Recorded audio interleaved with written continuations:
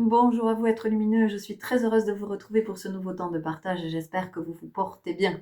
Alors, je fais un nouvel essai cette fois-ci pour voir si le son est de meilleure qualité encore. Donc, hier, un micro, aujourd'hui, un micro et un casque. Demain, je pense que demain, je suis à bord d'un Boeing ou je sais pas quoi, je vous amène en voyage.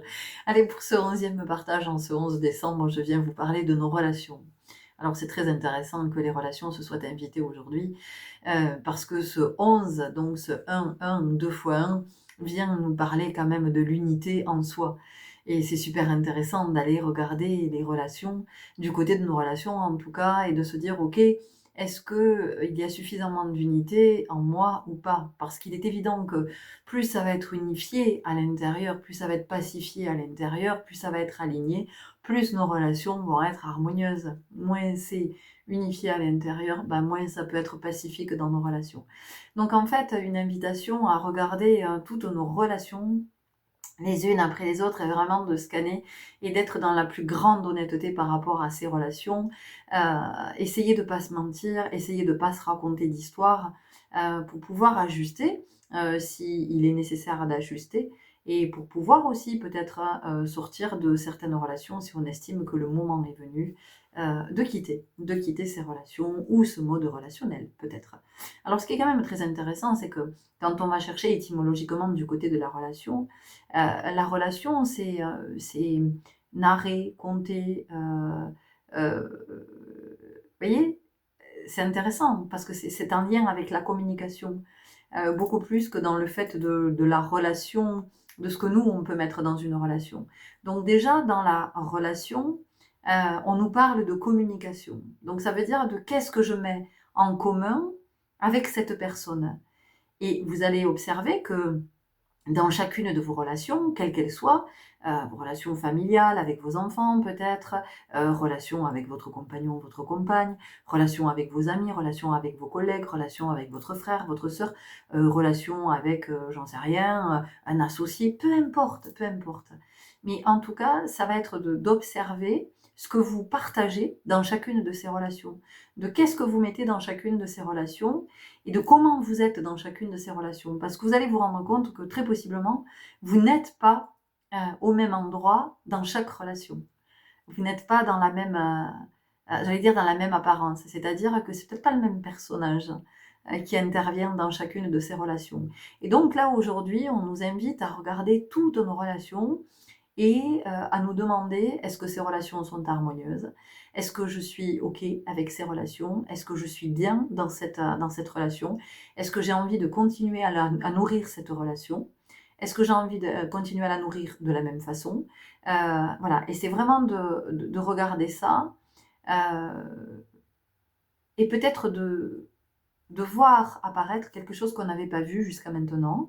Peut-être que nous étions dans une projection, une illusion, dans un leurre, par rapport à cette relation ou cette autre, de se dire: «Oui, mais nous, on s'entend super bien», et puis finalement, quand on va y regarder en vérité, on se dit: «Mais non, non, non, on ne s'entend pas super bien». Et qu'est-ce qui fait qu'on ne s'entend pas super bien? Parce que c'est très intéressant. Vous voyez, encore une fois, ça vient nous parler de la communication. On ne s'entend pas, on ne s'entend pas. Donc ça vient dire que dans cette relation, on ne s'écoute pas, si on ne s'entend pas, hein. C'est ça que ça vient ce que ça vient nous dire. Donc, est-ce que je ne m'écoute pas dans cette relation ou c'est l'autre que je n'écoute pas? Est-ce que je ne m'entends pas? Est-ce que je ne m'entends pas l'autre je n'entends pas l'autre ou est-ce que c'est les 2? Possiblement, hein. Je ne m'écoute pas, je ne m'entends pas, je n'écoute pas l'autre et je ne l'entends pas. Donc il y a une invitation à regarder à cet endroit, et comprendre que les relations, elles sont sacrées, en fait, et que, mieux vaut avoir peu de relations, mais des relations authentiques, des relations qui sont tissées heu, avec quelque chose de précieux, de sacré, que d'avoir plein de relations, qui finalement, sont inconsistantes. Il y a rien à se raconter ou peut-être on ne se raconte rien. Donc c'est de regarder, tiens, avec, mes parents, qu'est-ce qu'on se raconte? Qu'est-ce qu'on partage avec mes parents? Qu'est-ce qu'on met en commun? avec mon compagnon, ma compagne, avec mes enfants. Avec mes enfants, qu'est-ce que je vais vous en parler de plus en plus des enfants? Quelle est ma relation à mes enfants? Est-ce que j'aime ma relation avec mes ou mon enfant? Est-ce que je l'aime cette relation? Est-ce que je trouve que c'est une relation harmonieuse? Est-ce que je mets de l'énergie à cet endroit? Et quelle énergie je mets? Et comment je déploie mon énergie dans cette relation? Euh, Est-ce qu'il y a des tensions dans cette relation? Est-ce que c'est une relation qui est fluide? Est-ce que c'est une relation qui est harmonieuse et qui est équilibrée? Est-ce que c'est une relation, vraiment on est dans le partage, c'est-à-dire que chacun a son espace de parole et la parole est entendue, que ce soit la parole de l'enfant comme celle de l'adulte. Vous voyez, c'est vraiment d'observer, est-ce qu'il y a un équilibre entre les deux parties de cette relation? Qu'est-ce qui se raconte dans cette relation? Qu'est-ce que cette relation nous raconte aussi? Voilà. Est-ce qu'on se raconte en vérité dans cette relation? Est-ce qu'on permet à notre enfant de se raconter en vérité? Est-ce qu'on lui laisse cette place-là, cet espace? Est-ce qu'il a cette liberté-là? Parce que c'est ça aussi la relation. C'est est-ce qu'on se sent libre dans une relation? Est-ce qu'on se sent libre de dire ou est-ce qu'on se censure parce qu'on a peur? On a peur de blesser l'autre, on a peur peut-être que l'autre ne nous aime plus ou nous apprécie moins, peut-être qu'on a peur de la réaction de l'autre, peut-être qu'on a peur de ce que ça va susciter, peut-être que ça va générer du conflit. Alors on a peur, voilà. Donc c'est d'observer tout ça et de se dire que peut-être que nous ne prêtons pas suffisamment attention à nos relations et nous n'avons pas conscience de la préciosité des relations. Euh, voilà, il est peut-être temps de voir nos relations sous un nouveau jour. Hein. C'est un petit peu comme de se lever et puis de dire ah, ah oui, ah d'accord, ok, j'avais pas vu ça, j'avais pas vu ça. Et peut-être que quand je vais voir, il y a des relations, je vais me dire ah, mais en fait j'ai pas envie de rester dans cette relation, ça m'intéresse pas. J'ai pas envie d'être à cet endroit. Alors encore une fois, ça veut dire que je peux avoir envie de quitter la relation, d'en sortir, mais je peux aussi apporter quelque chose de différent dans cette relation. Un exemple, moi je sais que ma mère, parfois elle me parle de sujets, je l'arrête, hein. Je lui dis écoute, stop, ça m'intéresse pas en fait, j'ai pas envie, j'ai pas envie que tu me parles de ça. Mais j'ai pas envie que tu me parles de ça parce que elle va me parler de quelqu'un d'autre, ou elle va me parler d'une célébrité, ou d'un ragot, d'un truc, d'un machin, et j'ai pas envie. Ça m'intéresse pas en fait. Je préfère qu'elle me parle d'elle, qu'elle me parle, si elle a envie de me raconter, j'en sais rien, le livre qu'elle est en train de lire, le film qu'elle est allée voir au cinéma, ou qu'elle me parle, je sais pas, d'un moment qu'elle a partagé avec une amie, et pour elle c'est important, enfin, ou qu'elle me parle de ce qui la tracasse, de ce qui la tourmente, c'est ok. Mais je sais qu'aujourd'hui, je peux plus en fait. Moi, quand on commence à me parler d'une personne qui n'est pas là, qui n'est pas présente, ou quand on me parle de ragots, de rumeurs, de trucs, de machin, je m'en fous en fait. Ça ne m'intéresse absolument pas. Et je coupe en fait. Et je coupe et je dis non, stop, stop. Je veux même pas en entendre parler. T'en parles à qui tu veux, mais moi dans mes relations, j'ai pas envie de ça. J'ai envie de partager autre chose. Voilà, j'ai envie de partager plus de richesse. J'ai envie de partager plus d'authenticité, plus de moi, parler de personnes qui sont pas là, des fois que je ne connais pas ou que je connais à peine, ça ne m'intéresse pas. Qu'est-ce que ça m'apporte? Je veux dire, ça nous apporte rien en commun. Ça ne nous apporte rien. Ça va pas nous enrichir. Donc voilà, c'est aussi de regarder ça et de dire, ou alors, bon les amis, il était 9-9, heureusement que je suis pas pilote de ligne parce que sinon mesdames et mesdames, accrochez-vous, je pense que nous allons nous cracher dans pas longtemps. Donc, non, tout va bien. Après cette zone de turbulence, nous sommes revenus. Donc, voilà, ça nous invite à regarder nos relations et qu'est-ce que nous mettons en commun avec les autres dans nos relations. Mais c'est autant dans la communication que dans l'énergie, dans l'investissement, l'implication, la présence. Voilà, comment je suis en présence dans telle ou telle relation, qu'est-ce qui fait que je reste dans cette relation, qu'est-ce qui fait que j'en sorte pas, alors même que je vois bien que non, ça ne me nourrit pas. J'en sais rien moi. C'est pas parce que je suis, amie, avec, une personne depuis, j'en sais rien, depuis 10 ans, mais si je me rends compte qu'à chaque fois que je parle à cette amie, elle ne m'écoute pas en fait, elle attend qu'une chose, c'est de me couper la parole pour me parler d'elle, bon, ben, à un moment donné, c'est pas parce que ça fait 10 ans qu'on est amis, on peut aussi prendre ses distances. Et se dire: «Ah bon, ben, voilà». Ou alors c'est de dire à l'autre: «Écoute, ça fait plusieurs fois que je constate que en fait, tu ne m'écoutes pas. Quand je te parle, tu as besoin de toujours surenchérir, de me parler de toi et moi je me retrouve pas à cet endroit, je me retrouve pas dans cette relation et j'ai pas envie de ça». Alors, ou effectivement, tu es en capacité, de m'écouter quand je te partage quelque chose et on peut continuer, mais si tu es pas en capacité, écoute, moi je vais en rester là. Mais je t'apprécie beaucoup, hein, il y a pas de mais bon, voilà. Ou alors je peux aussi ne rien dire et puis décider que finalement cette personne, bon, bah, je vais plus avoir la même relation avec elle. Peut-être que je partagerai pas ou plus avec elle. En tout cas, j'aurais plus envie de partager. Donc c'est tout ça que ça nous invite, à regarder et de se dire, voilà, qu'est-ce que je partage, avec qui, pourquoi est-ce que je le partage, par quoi est-ce que je suis animée, est-ce que ça vient du cœur, est-ce que ça vient pas du cœur, est-ce que j'essaie absolument de maintenir cette relation coûte que coûte parce que je m'y attache, parce que je m'y accroche et que j'ai peur de perdre cette relation. Hein, donc c'est Bouddha hein, qui nous disait, j'en parlais en début de semaine là quand je m'étais tiré une carte, avec une citation de Bouddha qui disait que dans la vie en fait vous n'avez peur de perdre, enfin, c'est sa citation, moi je suis pas en train de vous le dire, dans la vie, vous n'avez peur de perdre que ce à quoi vous êtes accroché. Donc ça vient aussi nous interroger à cet endroit. À quoi est-ce qu'on s'accroche? Pourquoi on s'accroche à cette relation? Qu'est-ce qu'elle nous apporte fondamentalement, cette relation? Voyez? Et c'est là, ça vient nous chercher du côté aussi de la dépendance affective. Est-ce que je suis pas dans est-ce que je suis pas dans une dépendance affective finalement? Et c'est ce qui fait que je reste dans ce type de relation et que j'arrive pas à en sortir.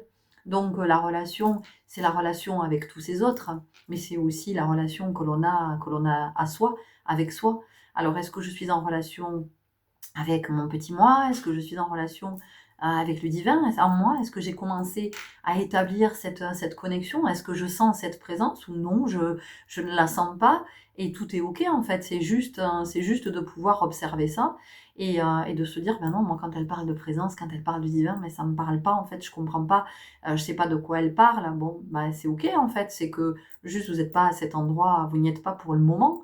Hem et c'est le chemin, voilà. Il y a eu tout un temps où j'étais pas à cet endroit, de la présence, comme aujourd'hui, voilà et sachant que oui, la présence, mais il y a une présence qui est certainement encore plus lumineuse, plus intense, plus vibrante, plus haute en fréquence, plus je suis pas encore à cet endroit mais c'est simplement de l'observer pour savoir où on en est, en fait. C'est juste d'arriver toujours à se situer sur le chemin. C'est-à-dire que, vous savez, c'est comme quand vous êtes quelque part et ça vous met: «Vous êtes ici».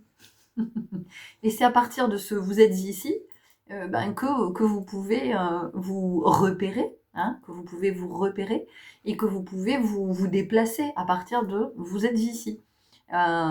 Et c'est pour ça que c'est important de venir, à mon sens toujours, hein, ça reste mon modeste point de vue, heu, c'est important de savoir où on se situe, dans l'espace pour se dire: «Ah mais tiens voilà, j'en suis à cet endroit». Parce que j'en suis à cet endroit, ça peut de me dire que je suis à cet endroit, de pouvoir l'observer, je peux me dire: «Ah bah tiens, oui, mais je suis à cet endroit, mais en fait, j'irais bien à celui-là endroit». Ça m'appelle, en fait, ça m'a parce que si je sais pas trop où je suis, en fait, si je sais pas trop où me situer, pour me repérer dans l'espace, ça va être un petit peu plus complexe. C'est-à-dire que peut-être je sais pas trop, ça se définit pas trop où j'aimerais aller. Voilà, ça peut être une précision. Donc en ce 11 décembre on nous amène à regarder du côté de ses relations. Donc les relations avec les autres, notre relation à soi, notre relation à toutes les substances, quelles qu'elles soient, et notre relation à tout le vivant et à tout l'existant. Donc ça va être notre relation à la vie, notre relation à la terre, notre relation aux éléments, notre relation aux animaux, notre relation à la musique, à la littérature, à l'art en général, notre relation au corps, notre relation, à la nourriture, à notre relation, à toutes les formes de nourriture, à tout ce que l'on ingère. Voilà, essaie de regarder, heu heu, voilà, de ce qui est OK, ce qui est équilibré, ce qui est harmonieux, ce qui est de l'ordre de la dépendance. C'est juste de pouvoir le voir, en fait. C'est un cadeau, de pouvoir le voir et d'accepter de le voir. Accepter de voir, c'est vraiment s'offrir un beau cadeau, un très, très beau cadeau. Parce qu'à partir de ce que l'on voit, on peut choisir, d'ajuster. On peut choisir, de rester à cet endroit, de se dire: «Ah non, moi je reste là, ouais, je l'ai vu, mais je reste avec ça». Ou de se dire: «Ah non, en fait, non, je vois bien que ça colle pas avec ce qui est à l'intérieur, je vois bien que ça colle pas avec ce qui est dans le cœur, en fait», vous voyez? Et c'est ça que ça vient nous dire aussi. Ça nous amène encore et toujours du côté du cœur, parce que c'est de là, en fait, que tout est censé partir, c'est la source. Et ce que je voudrais dire, c'est qu'aujourd'hui, malheureusement, la source dans nos vies, dans notre système, c'est l'argent et tout part de l'argent, c'est-à-dire c'est le point central et c'est même le point nerveux, et dans tous les sens du terme, du terre, c'est intéressant comme c'est venu polluer la terre. Donc tout part de la notion de l'argent et ça se ramifie et ça part dans tous les sens. Alors que si tout partait du cœur, on vivrait vraiment, un monde différent. Alors, est-ce que ça sera possible un jour? J'en sais rien. En tout cas, heu, moi je suis, dans la gratitude, hein, pour toutes celles et ceux qui sont à cet endroit, qui essaient en tout cas, d'être vraiment, qui essaient vraiment d'être dans le cœur et de venir harmoniser et d'accepter de regarder nos relations et d'accepter de nous dire que dans telle relation, on peut être dans un rapport dominant-dominé, hein. On peut être dans un rapport de pouvoir, on peut exercer une emprise sur un autre, ou on peut soi-même être sous emprise, on peut manipuler à des moments. Mais tout ça, c'est de le regarder en vérité. Et encore une fois, c'est sans se juger, c'est de l'observer, de se faire ce cadeau de l'observation et de se dire: «Ah tiens, est-ce que quand je dis ça à mon enfant, finalement, est-ce que je suis pas en train de le manipuler?» C'est très inconscient, mais c'est important que je puisse le voir. Hem, voilà, de tout ce que ça vient de nous dire ce 11 décembre par rapport à nos relations. Allez, on a des petites cartes, on va voir ce que ça nous raconte. On va regarder avec libération énergétique. Quels sont, peut-être d'autres messages, hein, par rapport à la relation, à la communication, au partage, à ce qu'on décide de mettre en commun avec les uns, avec les autres. Est-ce que dans une relation, on donne beaucoup, ou est-ce que c'est équitable dans le donner-recevoir? Est-ce qu'on ne donne rien dans notre relation et on a plutôt l'habitude de prendre, hein? Ça aussi, c'est intéressant de le regarder. Qu'est-ce que je donne? À qui? Pourquoi je le donne? Est-ce qu'il y a des attentes en retour? Voilà. Ou est-ce que vraiment je suis dans le cœur? Ah, c'est intéressant, tiens, regardez. Environnement extérieur nocif, alors même qu'on vient de nous parler de nos relations, hein. Donc, c'est de regarder aussi ce qui n'est pas sain, en fait, dans nos relations, parce que il y a plein de choses qui sont pas saines, hein, dans nos relations et dans les relations. Alors, encore une fois, hein, c'est large, c'est vaste, donc vous regardez, essayez de regarder ce qui n'est pas. Alors, j'appuie parce que j'ai compris que si l'ordi se mettait en veille, en fait, le micro se coupe.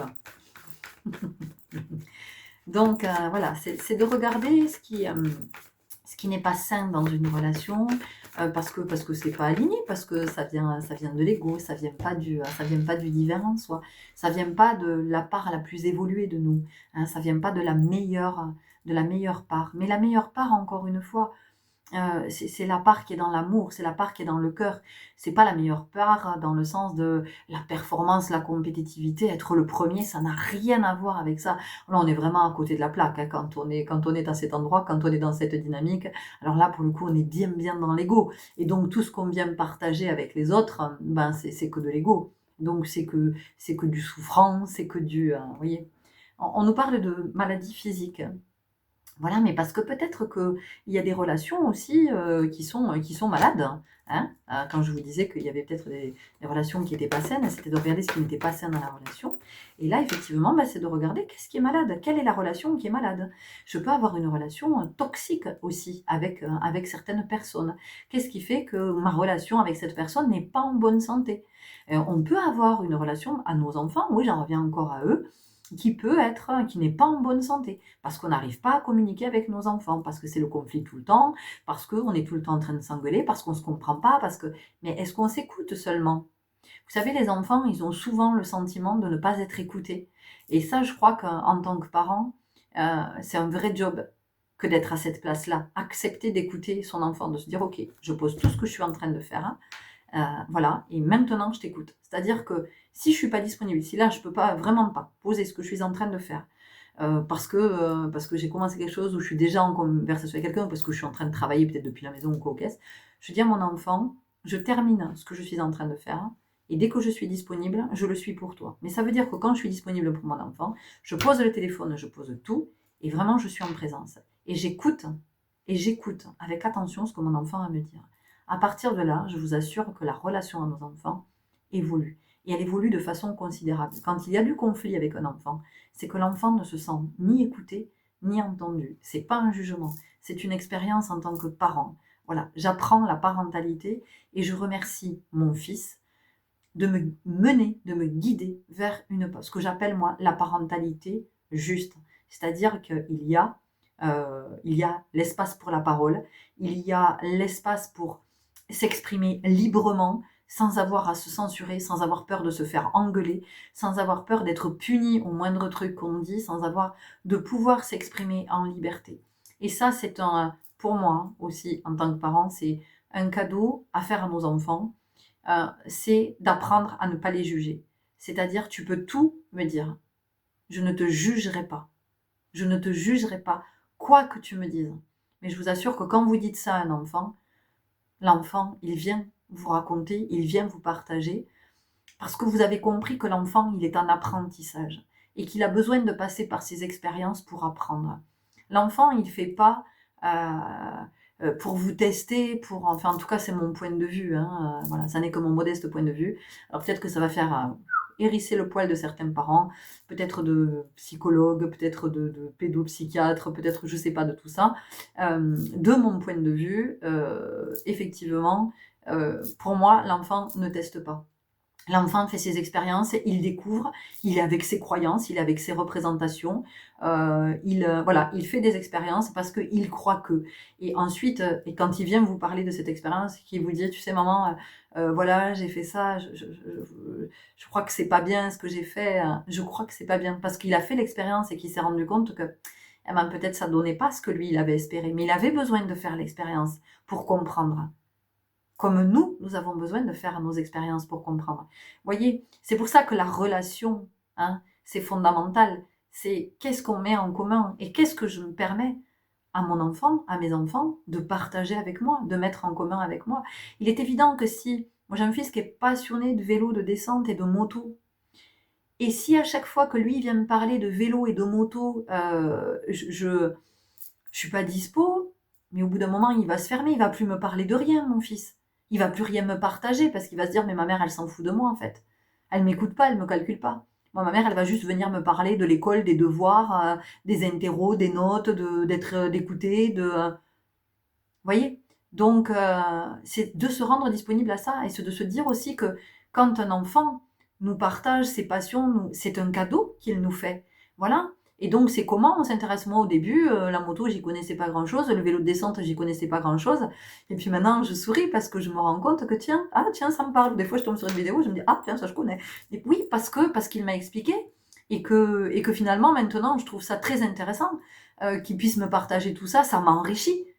Et c'est ça la relation. Est-ce que vos relations vous enrichissent? Est-ce que vos relations vous enrichissent? Et on va rester là pour aujourd'hui. Merci pour votre belle présence. Merci pour cette relation que nous avons. Alors moi j'aime quand vous me partagez évidemment vos commentaires euh, parce que ça enrichit et puis parce que c'est important aussi de se dire que les uns et les autres on chemine ensemble et de se dire qu'on n'est pas tout seul à galérer sur son chemin et qu'on n'avance pas tout seul au milieu de nulle part, donc de nulle part, de l'une part, c'est joli. Oh, se retrouver au milieu de l'une part, je vais le garder. Donc merci pour votre belle présence, merci pour votre écoute. Merci pour vos partages, merci pour vos commentaires, vos abonnements, vos likes, tout ça, tout ça, tout ça.